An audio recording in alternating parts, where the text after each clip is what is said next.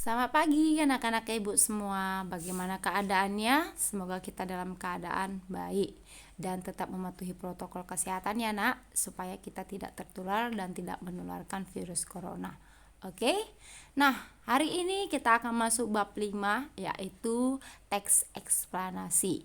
Jadi materi kita ini adalah materi terakhir di semester 1. Ya, nanti kita akan mempelajari pengertian teks eksplanasi, lalu ada ciri-ciri teks eksplanasi, ada struktur teks eksplanasi, kaidah kebahasaan teks eksplanasi, dan langkah-langkah menulis teks eksplanasi.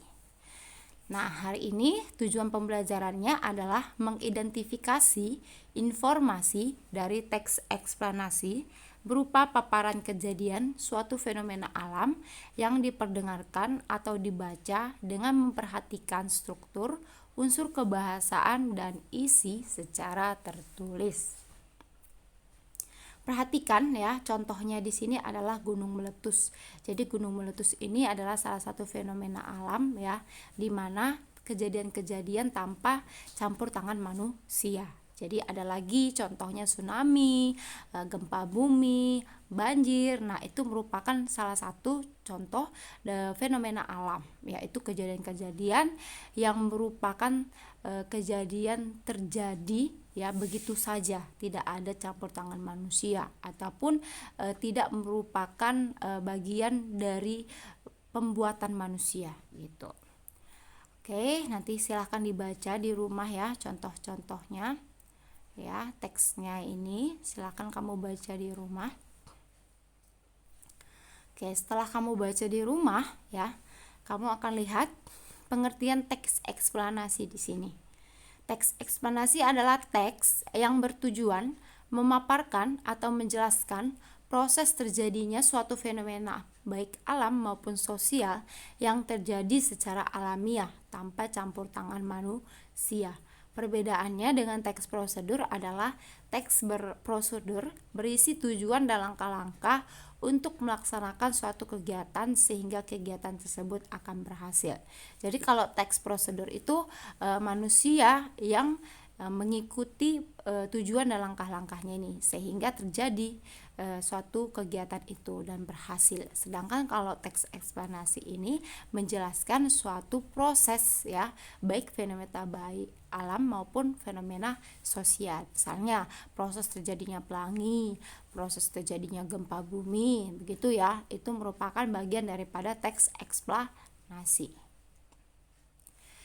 Nah, ciri-ciri umum teks eksplanasi itu ada 4. Yang pertama adalah informasi-informasi yang termuat di dalamnya berdasarkan fakta. Masih ingat fakta?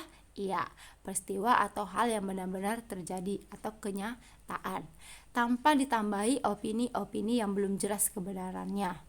Lalu yang kedua, hal yang dibahas yaitu suatu fenomena yang bersifat keilmuan atau yang berhubungan dengan ilmu pengetahuan. Itu jelas ya.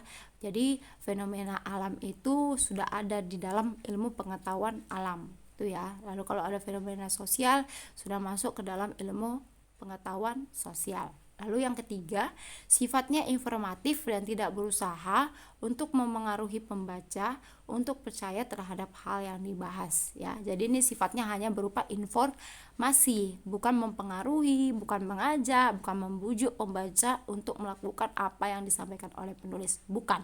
Tetapi ini teks eksplanasi ya, sifatnya memberikan informasi kepada kita sehingga kita tahu bagaimana terjadinya suatu fenomena alam, bagaimana terjadinya gempa, bagaimana terjadinya pelangi, seperti itu ya. Dan yang keempat, strukturnya terdiri atas identifikasi fenomena atau pernyataan umum, rangkaian kejadian atau urutan sebab akibat atau namanya kausalitas dan kronologis, dan ulasan ataupun interpretasi. Itu dia. Itu adalah 4 ciri-ciri umum dari teks eksplanasi. Nah, ini struktur teks eksplanasinya lebih jelas, ada 3.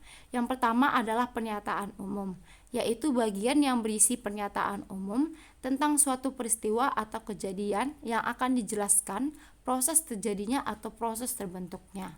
Yang kedua, urutan sebab akibat atau namanya kausalitas, yaitu bagian yang berisi tentang rincian penjelasan proses terjadinya suatu peristiwa atau kejadian yang dipaparkan secara urut atau bertahap, ya. Namanya kronologis dari awal mula hingga peristiwa akhir.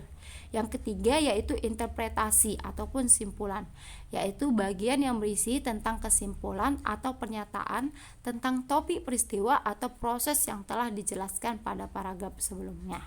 Nah, inilah dia 3 struktur teks eksplanasi. Ada pernyataan umum, ada urutan sebab akibat, dan ada interpretasi ataupun simpulan. Oke. Nah, bagaimana kita mengetahui isi daripada teks eksplanasi? Ya, dengan membaca terlebih dahulu teks tersebut. Itu ya. Lalu kita bisa menceritakan tentang isi dari teks eksplanasi itu. Oke, terima kasih untuk hari ini. Ya, silahkan dilihat video pembelajarannya dan dibaca PowerPoint-nya lalu dicatat di buku catatan. Oke, selamat pagi. Tuhan Yesus memberkati.